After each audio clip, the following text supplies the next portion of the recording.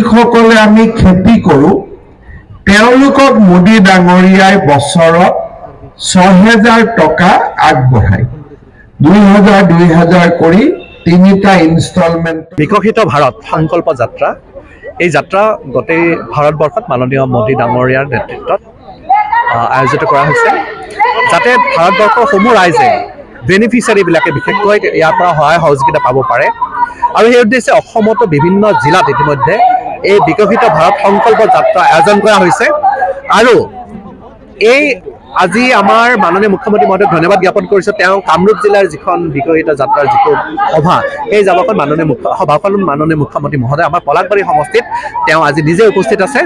আমি পলাশবাৰী সমষ্টিৰ প্ৰত্যেকজন ব্যক্তিৰ হৈ মাননীয় মুখ্যমন্ত্ৰী মহোদয়ক ধন্যবাদ জ্ঞাপন কৰিছোঁ কিয়নো তেওঁ যথেষ্ট কৰ্মব্যস্ততাৰ মাজত আজি পলাশবাৰী সমষ্টিৰ ৰাইজক ভাল পাই কাৰণে তেওঁ আজি ইয়াৰ অনুষ্ঠানত পলাশবাৰী সমষ্টিত উপস্থিত আছে। ধন্যবাদ।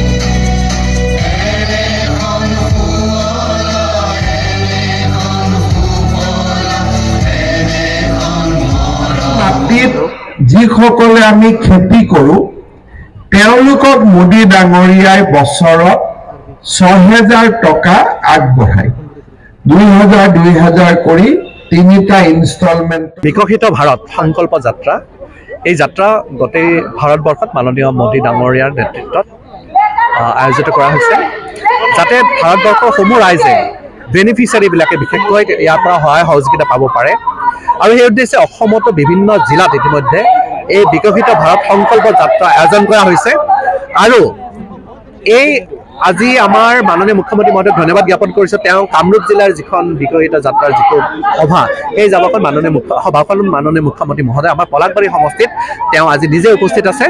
আমি পলাশবাৰী সমষ্টিৰ প্ৰত্যেকজন ব্যক্তিৰ হৈ মাননীয় মুখ্যমন্ত্ৰী মহোদয়ক ধন্যবাদ জ্ঞাপন কৰিছোঁ কিয়নো তেওঁ যথেষ্ট কৰ্মব্যস্ততাৰ মাজত আজি পলাশবাৰী সমষ্টিৰ ৰাইজক ভাল পাই কাৰণে তেওঁ আজি ইয়াৰ অনুষ্ঠানত পলাশবাৰী সমষ্টিত উপস্থিত আছে। ধন্যবাদ।